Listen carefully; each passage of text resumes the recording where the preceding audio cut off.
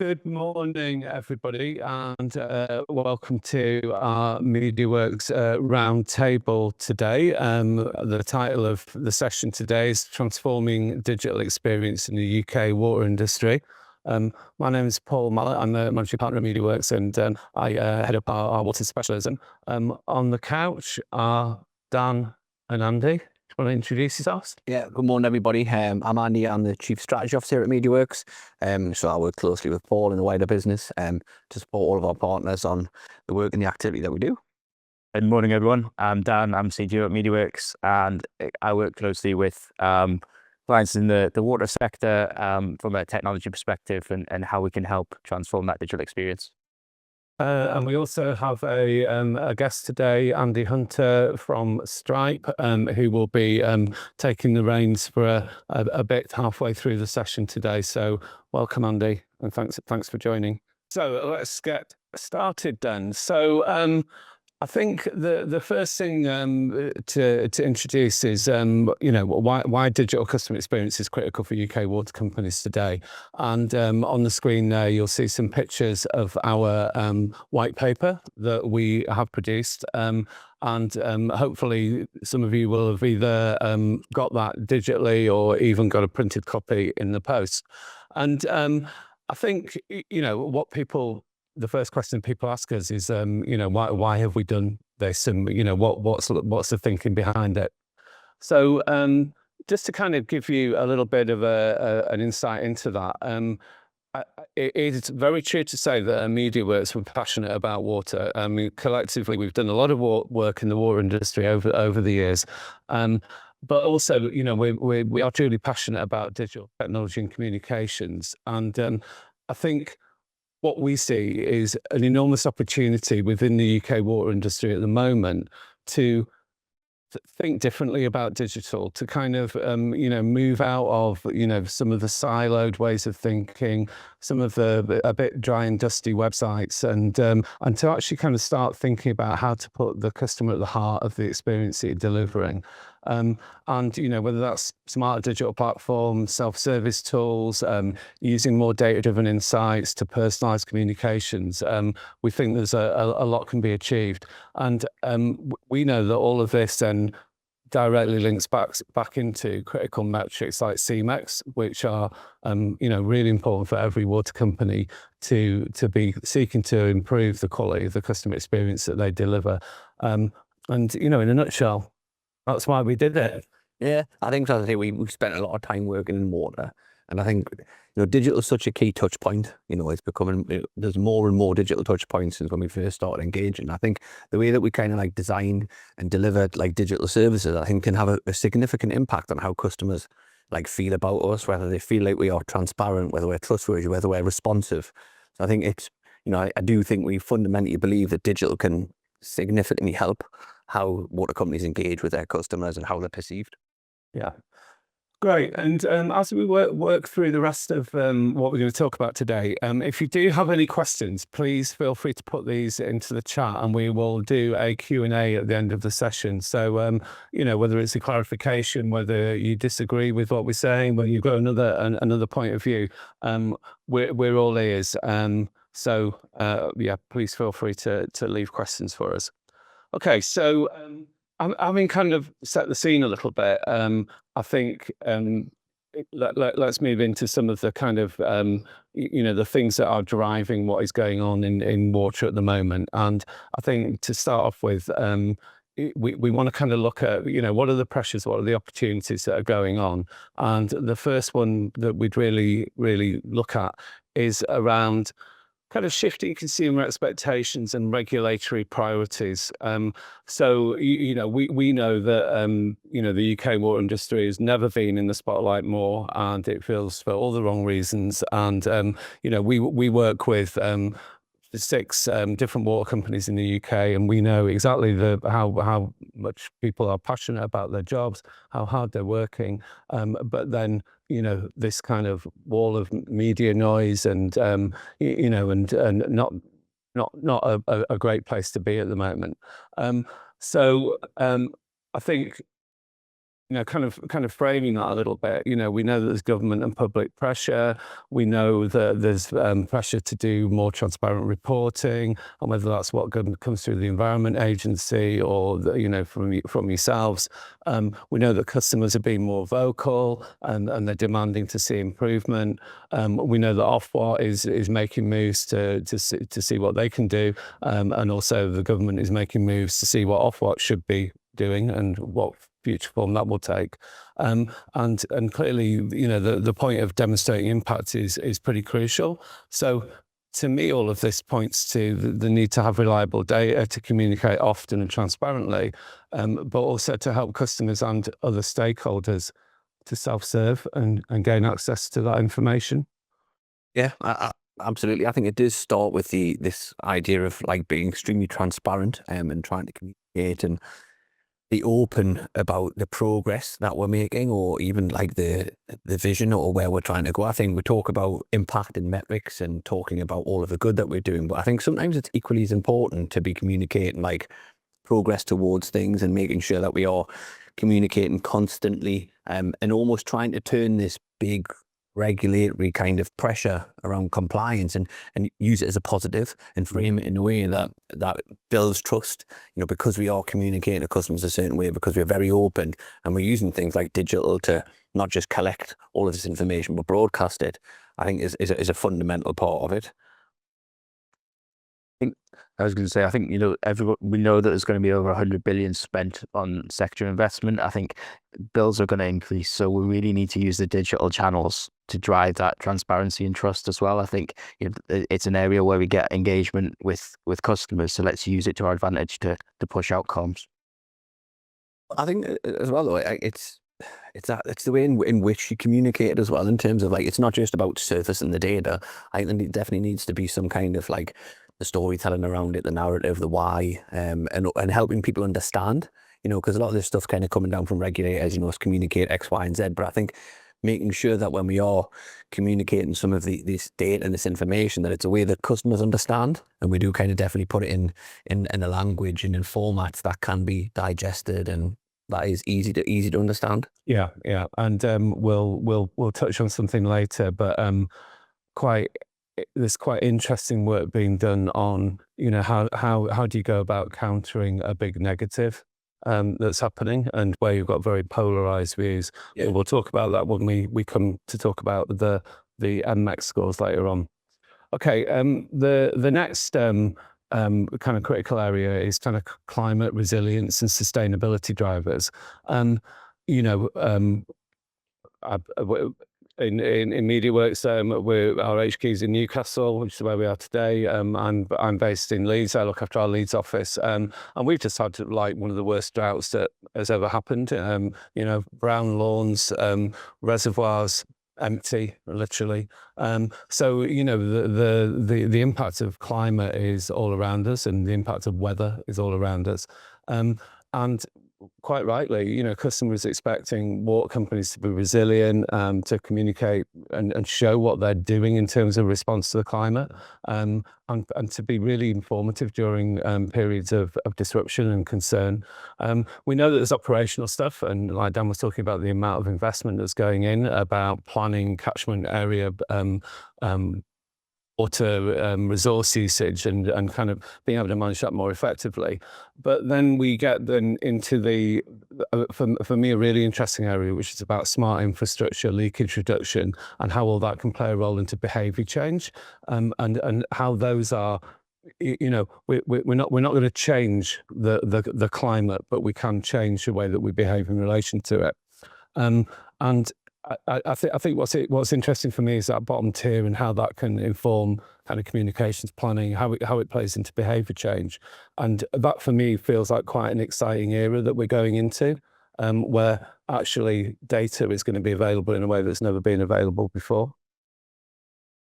I think I've had quite an interesting summer in terms of I've definitely felt personally, I've been really exposed to the reality of kind of how significant this is, and the not the threats that it could cause, but the severe impact that it could be.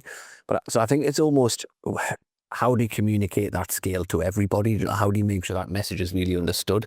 Because it is a significant investment that needs to take place. And when you talk about kind of droughts and reservoirs, and it's things that you just, customers just don't expect. You take it for granted. But actually when you realize this sheer investment and what has to be done in order to make sure we do have water, and it's clean water and we deal with wastewater, I think is huge. So a lot of this for me is not, it's how we then communicate all of this externally so people understand the work that we do, the hard work that has to go into everything, the value in what we do as a water company, I think just goes almost a bit unseen and unknown.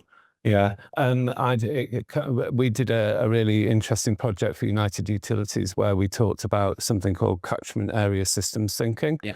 And that kind of told the story from the raindrop falling in the Lake District and going into the reservoir all the way through to the water arriving into Manchester, but then also, ways of dealing with flooding using sustainable urban drainage systems, really interesting technologies and kind of creating urban wetlands and some great stuff. And it's stuff that customers and consumers really engage with because that is tangible. Oh, yeah, the CAS project. I do remember because you're up there with the guys in the team, and we're meeting new young farmers. We're looking at all the effort that goes into to make sure that we have our clean water, and I think it just is almost completely invisible to people. And telling those stories in a way that like humanizes it a little bit, makes it understandable, I think was a big part of that project. But it was something, again, I wouldn't know about that kind of thing. I'm fortunate enough to get exposed to it through work, and then you start to understand it a little bit more. Then when you're turning that top on, there's an awful lot of work goes into making sure it comes out, it's clean, and you can push it down. You can drink it. Yeah, I think for me that's the big part. I think there's a lot of work that goes in from a water quality point of view, understanding things like runoff, effluent that goes into the water. Like really, that is an education piece, I think, for customers. And I think the other thing is that there's the estimate that I think it's 5 billion litres a day that will be short in terms of water in 30 years' time.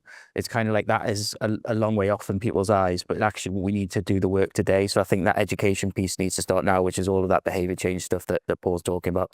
You talk about, the bills going up, all of these, some of the comms that are going to have to go out, which are quite challenging in terms of how it's going to be perceived and received by customers.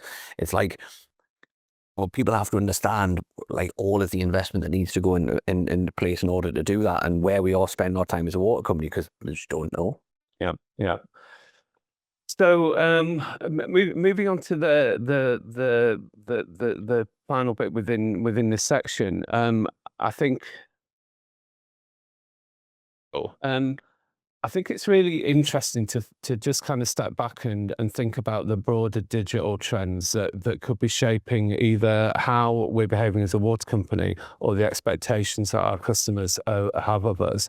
And for me, this kind of ties back in a little bit with what we were just saying about smart metering and availability of data. But we know that. It isn't just about the quality of the water coming out of the tap and the pressure of the water coming out of the tap. It's about the engagement with customers. And, C-MeX is clearly a measure of that. So, is it about more personalized digital experiences? And there are many, many different ways that we can do that. Is it leveraging data and customer feedback to kind of shape our service delivery?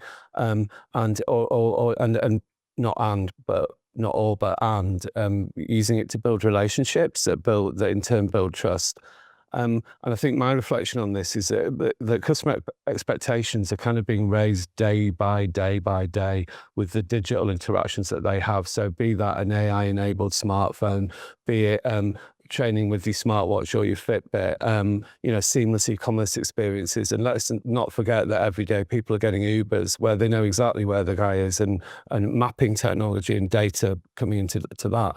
This is all kind of making customers have a very high expectation of the way that things should work, not could work, should work. So I think this question really is about how water companies respond to that.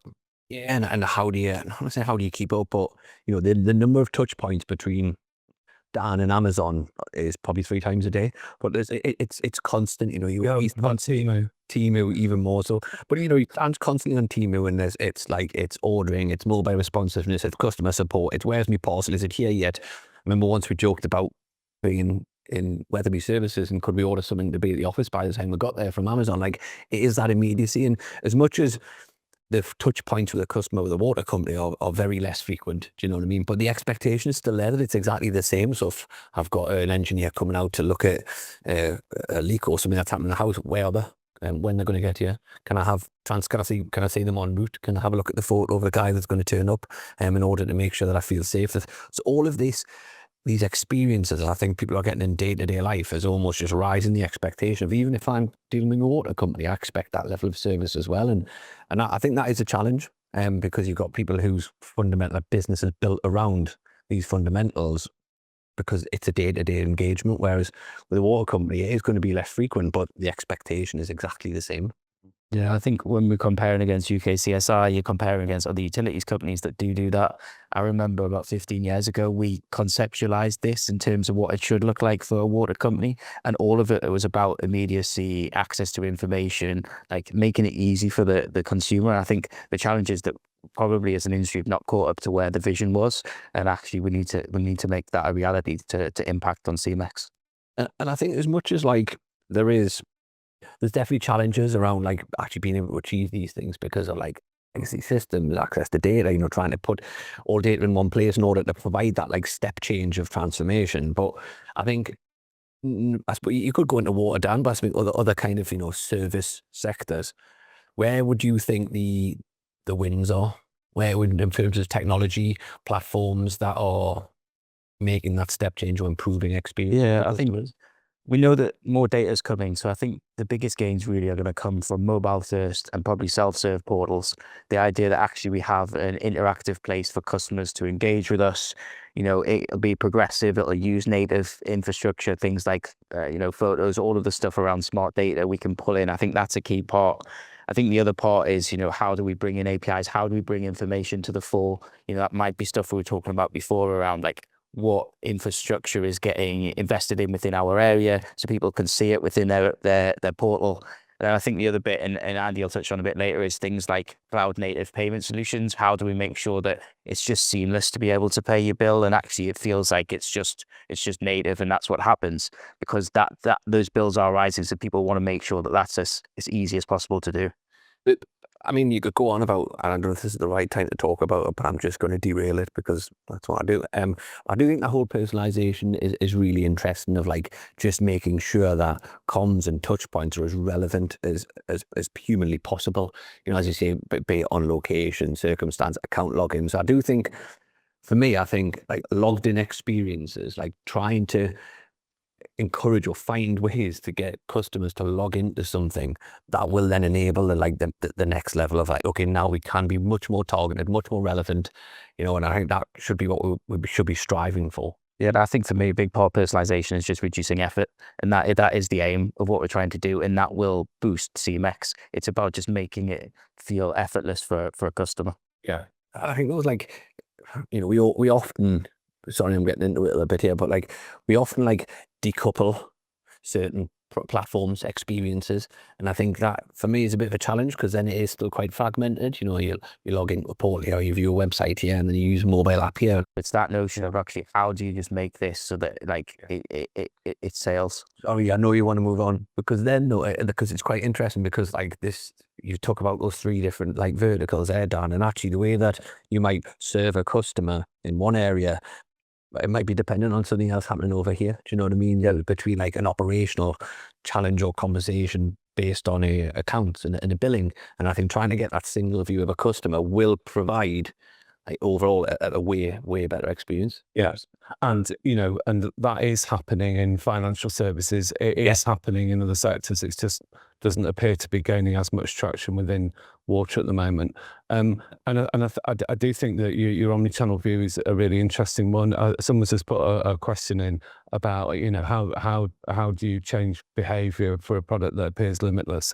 And I think the other question that we often get asked is, nobody's really interested in this, so why would anybody want to be more engaged? Yeah, we live in a world of people walking around with giant water bottles, making sure that they know exactly how much water they're drinking all the time. Yeah. We live in a world of weather apps that people are obsessed by, whether it's going to rain or whether it's going to be sunny. I think we need to contextualize and make water relevant to people. Yes. And because it is all around us, we engage with it more than any other substance apart from beer. maybe, or wine.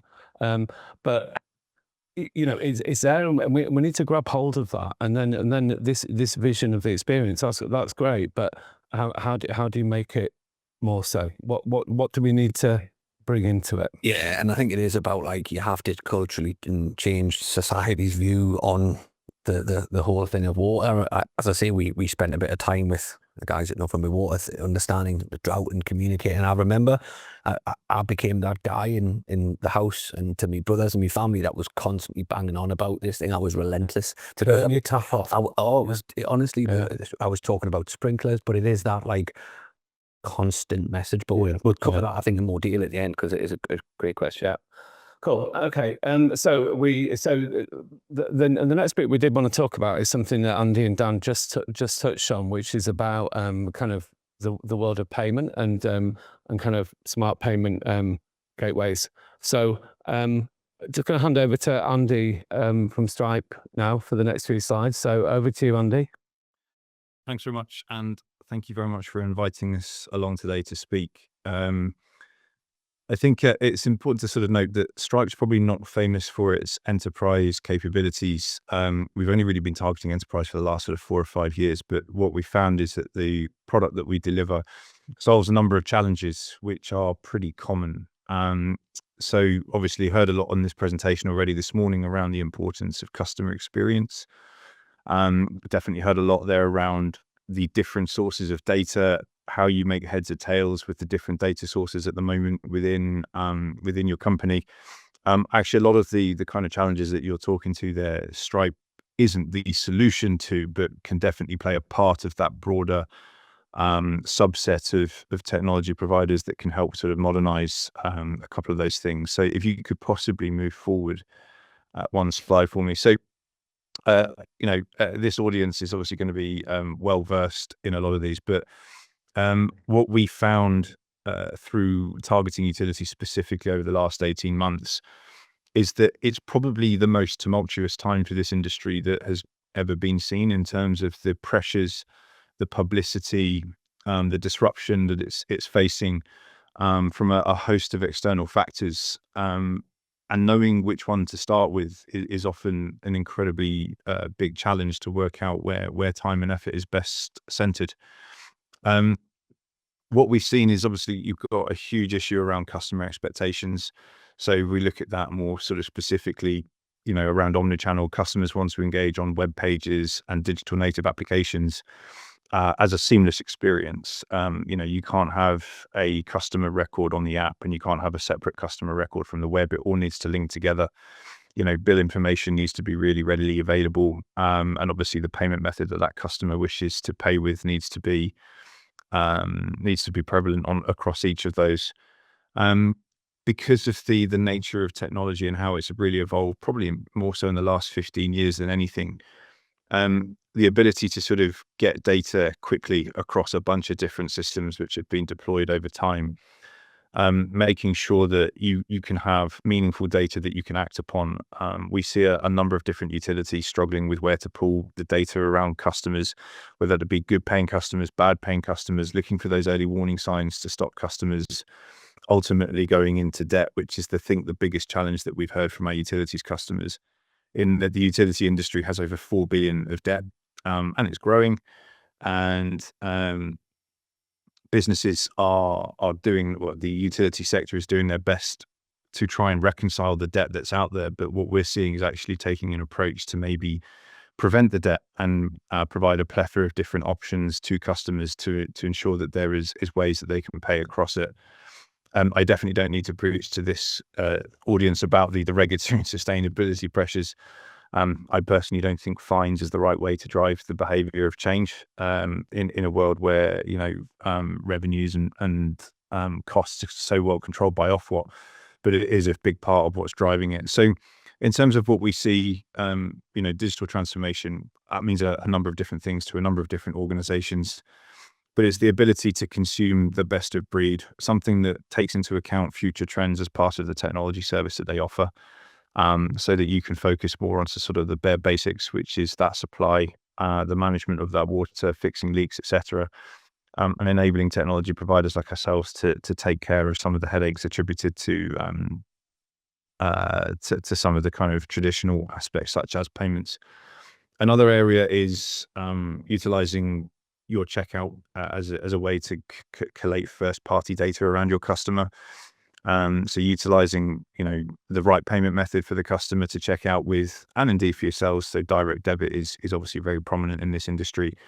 But it might be that for certain, one-off payments where customers maybe accumulated debt, you want the ability for them to pay that on card, so that you can get the money into your business quicker. And again, having something like us, which can adapt our product to be able to do that, can help sort of reduce some of that debt. One sort of last thing to touch on this slide is around the financial strain. Ultimately what we want to be able to do is to provide you a data set that can enable you to have access to customers' payments and the bills that they've got either outstanding or paid, so that you can deliver the best possible customer experience towards that. If we move forward one, I think if we talk about those being the challenges and indeed the solutions for the utilities industry, what is it about Stripe that ultimately enables us to help in this space? Well, we are a financial platform which is ultimately aimed at reducing the cost and complexity attributed to managing your money. We are a platform which enables you to optimize the way that you receive money into your business. And at the end of it, we really want to be that platform that removes a lot of the undifferentiated heavy lifting that has typically been attributed to managing the money within your business. So if we think of Stripe, there's probably three principal parts to what we do. The first of those is the obvious, which is accepting payments. So we are both online and in person, and we offer well over 100 different payment methods relevant to different local markets. So in the UK, yes, of course, you've got buy now, pay later is not necessarily relevant for this sector. But we have direct debit as a payment method. And again, it's about dynamically putting the right payment method in front of the customer at the point that they check out to increase that opportunity for them to pay. Within that as well, within our solution set, we've got what we call our embedded payments and finance. So the ability to move money. We think of this in the utility space as you might have customer credits, for example, and it's the ability for your customers to log in to their account and have their bank account linked to them as a customer. And if they ever need to withdraw the credit that they may have accumulated with you, it's the ability to pay that out seamlessly, rather than, again, what we typically see in this space is checks. And again, on the off chance that maybe there's been a leak and that water has not been supplied to a property, the ability to provide compensation. And again, doing that in a much more seamless way than's typically been done. Again, the customer experience attributed to getting their money within 3 to 5 working days versus, 3, 4, 5 weeks. Again, that can just help with some of those C-MeX scores. And again, with that sort of overall rating for the water companies. And the last one is around managing money.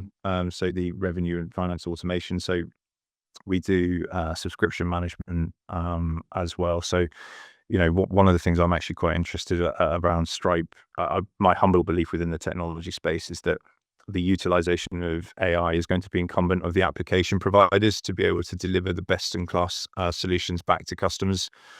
So for us, it's the ability to provide you, the water companies, early warning insights around either customers that might be starting to default on some of their bills, so that you can proactively reach out to them to either offer support for payment of said bill, or indeed, it might be a genuine mistake and provide a payment link that you can get the money paid by that customer urgently. So having the ability to have not just that payment piece, but actually that ongoing customer relationship management, the subscription management managed by a single provider, gives you a much easier data set for you to be able to review.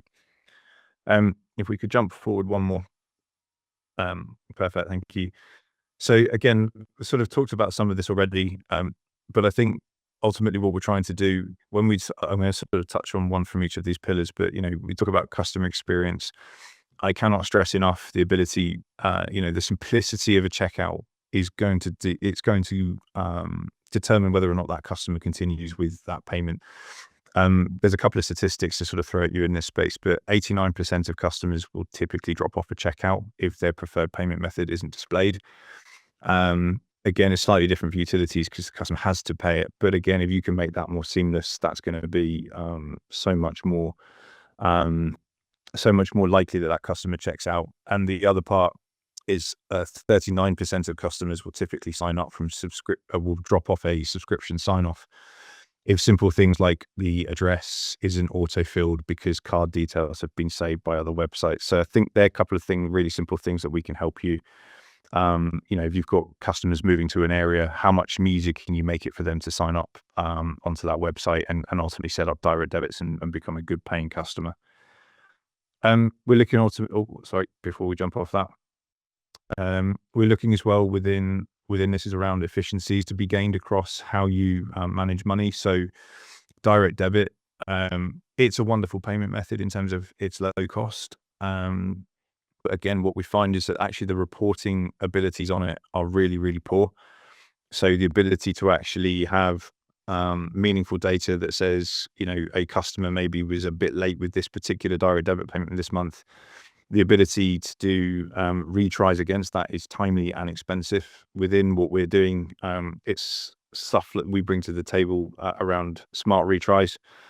So if a customer is potentially signed up on paying by card, it's the sort of thing that we can look across our merchant network. And if we see that that card has been utilized across our merchant network elsewhere, we can then automatically retry that payment at the optimal time when we know that money is in that account to pay the bill that is obviously due to you as a merchant. And again, trying to reduce that that debt exposure. And the last thing that I haven't talked about really is yet, but what we've seen as well within the utility space in particular is that card testing and fraud. It's a really easy way for customers because there's no real physical product. Customers utilize utility services as a way to either do fraudulent cards to pay bills, or indeed it can be quite susceptible to what we call card testing attacks, where people who have collated a bunch of stolen cards will utilize it as a way to test whether those cards can be can achieve successful payments for what their ultimate prize might be. I don't know, maybe like a sort of higher value good from a Selfridges or a jeweler or something like that. And again, Stripe's got capabilities built in within its platform that can help manage that for you. So we can block card testing attacks automatically. And as well, if customers are reporting cards as stolen, again, we can automatically block transactions as they occur. One more forward, please. And again, only two things to sort of really touch on here, but I really want to sort of go double down on the signal management and AI and automation. Like we can do some really cool stuff at the moment around smart disputes. So collating on your behalf the data required to submit to the card networks around, how disputes, what you need to successfully overcome a dispute. And we're that confident in it that we will underwrite the cost if we are unsuccessful around overcoming that dispute. And again, it's around the early signal management. What we want to do is to provide you an infrastructure which enables you to have better visibility earlier into customer payments rather than having the problem arise and having to spend time and effort going into it. And the last slide from myself is, whilst this is sort of more specific towards water, and we do have water customers, one of our biggest case studies around Octopus Energy. So for those that actually don't know the backstory behind Octopus and Kraken, Octopus was born out of the Kraken technology set via needing a reference in order for them to actually deploy their technology across the utility sector. And Octopus selected Stripe purely because of our ability to make that seamless experience, as we've talked about, and get that customer data as part of that wider ecosystem of subscription management. But I am just about on time, so want to say thank you for everybody for listening today. I will be about until the end of this webinar to answer any questions if there are any. Thank you very much, Andy. That was really good, really, really interesting. Anything that either of you want to say about any of that at this point? No, I don't think so. I think we'll pick it up a lot when we go through some of the... Right, thank you, Andy. Right, so the final section of what we wanted to cover off today is around our MX score. So if you have had the white paper or in print or the digital version, you will have seen that we have introduced a kind of scoring metrics that we wanted to look at digital performance, and then ultimately to understand and explore how this digital experience could dial into measures like C-MeX and MX. So we picked 6 data points. 5 of them are digital. 1 of them isn't digital, but we'll come on to that. So just very quickly, we'll just go through what the 6 were, and then we'll talk about how we interpret them and what we would recommend doing about them and what you could do about them too. So the first one. First one Is visibility. So this is a measure of how many pages you have ranking, how high within Google, and the total monthly search volume for those terms. So are you ranking for really high traffic, important search terms? And that's the be all and end all of it, really. Yeah, and I think it's interesting to typically, I mean, we would use it's visibility isn't just a marketing metric as such. For me, it is definitely it's like being findable, isn't it? And we look at like high volume, but actually it's high value. You know, so when people are expecting to engage with you and find an answer to a question online, I think it's like almost you have a responsibility to make sure they can find it as easily as they possibly can. And I think that then leans into, well, is it visible? So I think it is very much around being findable for the key searches that customers might make. And I think when we talk about channel shift, 9 times out of 10 people might start here and they might end up making a contact through another channel if this wasn't successful. And this is increasingly also reflecting AI searches, be that through Google's AI summaries or ChatGPT as well. Other information is presented back in the world of search is changing. Yeah, I think that's a key bit. I mean, we'll probably come on to it when we get this visibility, but I think it's understanding, where people are consuming that content and making it part of your service, your kind of service promise to make sure that people can find you and get the right info. Yeah. Cool. The second one is engagement. So the way we calculated this was looking at your total social media followers on Facebook and Instagram, and then pro-rating that across your number of customers. So and it's quite interesting what this throws up as, the top water company for how many of its customers are actually followers. And then the question, is that correlating to a good C-MeX score? So all about engagement. Yeah. Okay. Next one, accessibility. So this is using the Google score that we get from Page Speed Insights. So it does track quite a number of accessibility metrics. I guess the important thing for me about accessibility is, we're catering for people with different impairments, be that visual or cognitive. But I've always said that a really accessible website is probably going to be a very, very well designed website, and it will work very well as well. Yeah, it will perform well because it will be lightweight. There wouldn't be much clutter. You'd take like gov.uk. There's not much into it, but it performs extremely well. It's fast. You can find what you need quickly. It works fantastically across every single device you might access. Doesn't look visually impressive, but it is very accessible. Yeah. The next metric is influence. So this is the non-digital one. But I think you've got to ask yourself the question: what's the point in doing all this amazing digital work when the actual metrics that water companies are being judged on are things like C-MeX, but also a very important one, which is about reducing demand, so reducing per capita consumption. So on this metric, we are tracking reduction in per capita consumption over different annual periods, and then saying, okay, is there a correlation between this and any of the other metrics as well? But does an impactful, highly visible and engaged website equate to a greater reduction in per capita consumption or not? Okay. The next one, helpfulness.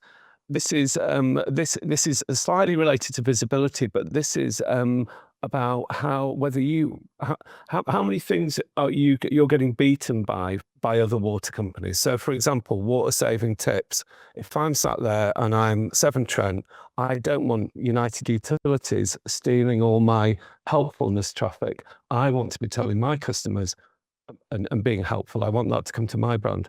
So this is about how much you're being outbid or outcompeted by other water companies, basically. I think this is an interesting one in line with the question again as well. Yeah, I think for me there's two parts, and it's really to understand the types of query that people will be searching for. Some of them are going to be non-geographical. So if it is water saving tips, you want to be the water company that feeds that ideally to people in your area, but it's likely that it's going to be nationwide. So again, that's an area of focus. But then there's other stuff that is going to be geographic. So some of that stuff's going to change. When people are looking at incidents in areas, search engines are getting a lot more personalized in the era of AI. So it's kind of like, how do we make sure that we serve the right content and we give people answers? So it's a combination of both. But I think from Caroline's question, it's understanding the intent of those queries. How do we make sure we're there if it's a non-local specific term? And then how do we make sure we're there when it's a local term and we're giving the right info to our customers? Yeah, like the local term definitely will help be findable. And then it's how do you then support onward from that journey and being kind of helpful and guiding people about what next, set an expectation, giving clarity, letting people sign in for updates. But on the spot, there is elements of where, if you're using a mobile device and making searches, Google will take into account location, should location services be turned on. Yeah, there'll be influences with that. So I think if you are, making sure that you are very well optimized, content is there, it is visible, lay on top of that some of the geographical capabilities of the likes of mobile devices, you've got like almost the recipe for success. I do think I'm not going to read too much between the lines of what Caroline's question is, but there is a bit of an argument to say that it might be the Discovery Channel, it might be National Geographic, it might be the BBC who do the best content on how climate change is impacting the weather. Yeah, so like not other people having an opinion or creating content on the same subject. Yeah. But I think that if we're going to engage with customers and ask them to reduce water because of climate change and population growth, then we also need to be showing that we are part of that debate. Conversation, yeah. And you can't just leave it to the great Discovery, climate Armageddon, whatever docu-series.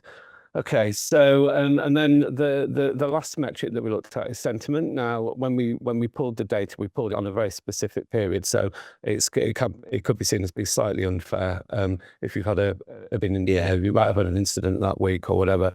But this is just looking purely at the metric called negative sentiment. Just on this one, there's a very interesting article that we've linked to at the bottom of this slide in Nature, a kind of proper academic paper about the social echo chamber, where you've got a very polarized negative audience and you might have a polarized positive audience, but what do you do with that? And it's a very interesting article about how important it is to play in the middle, so that you're not seen as overly positive or overly negative. And if you play in the middle, you start to bring the detractors towards you, and some of the positive ones will still say positive about you. Don't like overcompensate in either area. Just have to read that. Yeah. So what all that came down to, so this is an example, we've anonymized it, about how we've scored. So on all these C-MeX scores, we look at them all and we give everyone a rank across the 17 water companies that we've looked at. And so if you get number 1, you're the best at that. And if you get number 17, you're not doing great. And if you look at the white paper, it gives us some very interesting looking charts, which is what we wanted, but also kind of really starts to leap out at you where you've got a strength and where you've got a weakness. And when we and if you do arrange a call with us, we'll talk all this through with you, and we'd really welcome the opportunity to do that. And we'll also share in more detail the total rankings table, which we're not going to go into in detail now, but suffice to say, it tends to be that even the high ranking water companies here do have significant weaknesses in one or more areas. And the ones at the bottom tend to be weaker more generally. And also, there isn't a very strong correlation against C-MeX. There is a bit of one, but we know that some of the companies that have a poor C-MeX are doing quite well digitally. And our argument might be that over time, you might see that contributes to an improvement in our C-MeX score. I guess the real reason why we did all of this, you know, yes, it's a piece of marketing from us. We want to talk to people. Like we said at the beginning, we're passionate about this, and we you know we'd like to be really involved in water. But it was to then take these metrics and say, okay, how can we connect them back into things like C-MeX? So we know that things like visibility isn't directly taken into account in C-MeX, or you know, the number of social followers that I have. You know, so this particular company that we looked at, they've got high visibility, high engagement, but it's not impacting C-MeX directly. We know that their helpfulness is high, and you could argue that that does impact C-MeX because it is solving problems and preventing a frustration becoming a complaint. And then we've got things like sentiment and influence, where we know that negative sentiment, people complaining, is going to directly correlate to complaints. And we also know that influence, i.e., are you changing your per capita consumption, that is going to impact operations. It's going to impact loads and loads of different things. Yeah, I do think it's interesting when you've laid it up like that, Paul. I do think it's interesting because, like, you know, if you are more visible and more accessible, and you are creating content or publishing content and engaging with an audience, you will naturally improve your helpfulness, because you will appear more helpful, you'll appear more transparent. You know, you'll be building a sense of community around the brand, which will then naturally drive sentiment.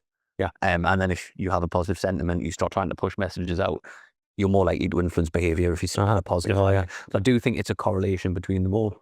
Yeah, I think so. I think they're all interconnected, aren't they? And I think that's what we need to, it's that part of being omni-channel. How do you bring everything together to make sure that we get the output we need? Yeah, and also, you know, like in all the sessions that I've been doing to follow up so far on this is, you know, we're all ears about other digital data points we could have included in this as well. So we wanted to include ones that are, we pulled all of this. None of this is our subjective view. This is all pulled from really robust industry standard data points. So we wanted to get a set that would be reliable and comparable.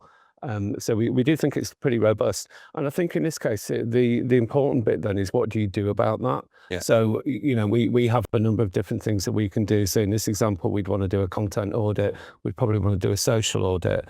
And really what that would be dialing into for this water company would be a kind of revitalized earned media strategy. So a lot to do with content, a lot to do with outreach and engagement. You know, but that isn't true across all of the water companies. They've all got different kind of weaknesses, like I've said. And I think the final thing, just that we shared before we go into the Q&A, is there's a number of different audits and things that we can work through to get to the right answers. Anything to add to that, guys? I think you're right. It is about pulling on all of the levers in order to move the kind of the metric up as a whole. Not one individual thing will have a big impact on it. No, they are all, like Dan said, interrelated. It's very much omni-channel. It's very much an ecosystem that we're talking about. But you know, we believe that by pulling all this together, kind of taking this overall holistic view, having a belief that digital is transforming the way that people interact with brands, learn about things. You know, digital is really swaying people's perception about customer service. So, you know, we'd be very silly not to bring all of that thinking into the world of the way that water companies engage with customers digitally. And you know, we believe there's you know, great steps forward that can be made by adopting this kind of way of thinking. So that's kind of the slides over and done with for Preamble. the preamble. So we've got just the last 10 or so minutes, just as 8 actually. Okay, come on. The questions that we've had, and if anybody wants to raise a particular question at this point, either for ourselves or for Andy from Stripe, fire away. Or should we just go through these? Yeah. So how does the water sector uptake in this sort of technology compare with other utilities, electric, gas, etc.? I guess there's, I don't know whether that was specifically about the payment side, but if we talk broadly, more digitally first. Broadly, when we were talking early on around kind of portals, self-serve portals, omni-channel experiences. Yeah, I think that's a part of it. I think for me, the big bit is what we touched on in the beginning, which is about access to data. I think the area where gas and electric have a more advantage is that actually a lot of this is more like immediate access to data, so you can understand what your usage is in the moment. I think the other side to that, and it ties into another question, which is about how do you make behavior changes, that there's that thing that water is fundamentally much cheaper than gas and electric. So I think that's an area where that data allows you to drive behavior change and make people more aware. But I think that data being driven through to the end user is the key part, I think, in things like gas and electric, that helps people understand what they're using and how to manage it. Yeah, and you know, we're not to worship too much at the altar of Octopus, but the Octopus app, in terms of gamifying your experience as a customer, you know, we know in my household, you know, my wife runs around celebrating when it's free electricity hour on a Sunday, and turns on all the heaters. You know, they've successfully made people engage with electricity in a way that wasn't true before, but it needed the smart meter to be able to do it. Yeah, I think to make that step change, it was like to put the data. But it's like Octopus. The app designers have looked at the Lidl loyalty app and said, okay, but that's probably one of the best in class retail apps. What can we bring into that? So they're doing exactly the thing that we were saying about learning about customer expectations. Why not bring it into the world of utilities? Agreed. I think some of the stuff Andy mentioned, you know, the notion of being embedded is a key part of it as well. Like people being able to flex their payments, pay with it, and being credit for periods when they can't afford, that kind of stuff is a big area, I think, in utilities that has an added level of that technology that supports the customer. I think across the majority of sectors, or if you think, you know, our experience working with different sectors, you know, some of the fundamentals I think people have in place, you know, being able to make a payment, etc. But I think across the board, it still feels very fragmented. I know, I think other than kind of, you know, your big disruptors of Octopus, who are like arguably very tech first as an organization, you know, that didn't really have legacy systems because they were a tech company, they were a tech company.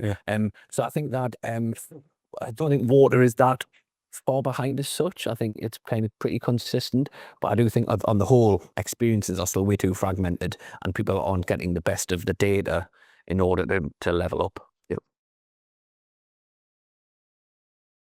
Gotta just go change it to see another question. Okay, great. Any more on the Q&A? Anything that you guys like? I know you've expensive. There was another question there, I think, around kind of it was around how do we change perception around a product that is. So that we kind of half took at the beginning, right? So water is freely available. I think that's an interesting one. The umbrella paradox. Yeah. Why are we running out of water when it rains all the time? How do we make people care?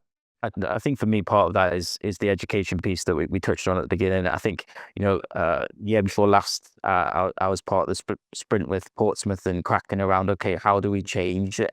I think there's a big part there around, actually, this is a collective thing. Like, actually, it's not a me problem because I switched my tap off, but actually it's everyone else that's contributing to the shortage. So I think that's a key part of how we can use data to inform people, how we make people understand the complexities of what it takes to get clean drinking water out of the tap. You know, what goes through there is a big part of, you know, really showcasing to people that actually the water, while the price is going up, is actually a good thing that you're able to just turn on the tap and be able to drink that water and wring it out. So there's lots there, I think, in terms of behavior change that need to go through. Yeah, there's like the big grander understanding of what goes into it, but I do think there's an element of personalization and making it really relevant to individuals where possible, you know, making it feel really tangible, and smart meters will help that. I think some technologies that are coming out will work. Yeah, and you know, the people on the call will be aware that there's a big Ofwat tender out at the moment, which is all about really how do you tackle the big picture side of it. And undoubtedly, you know, there is a need to have something that works at a kind of national level, a regional level, a local level, a hyperlocal level, a personal level. To really change people's perception around water. I mean, for me personally, it's around.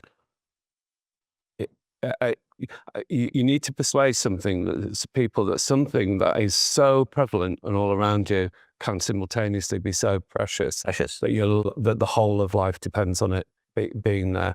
Now, we're not going to brainstorm what the other what kind of could be that.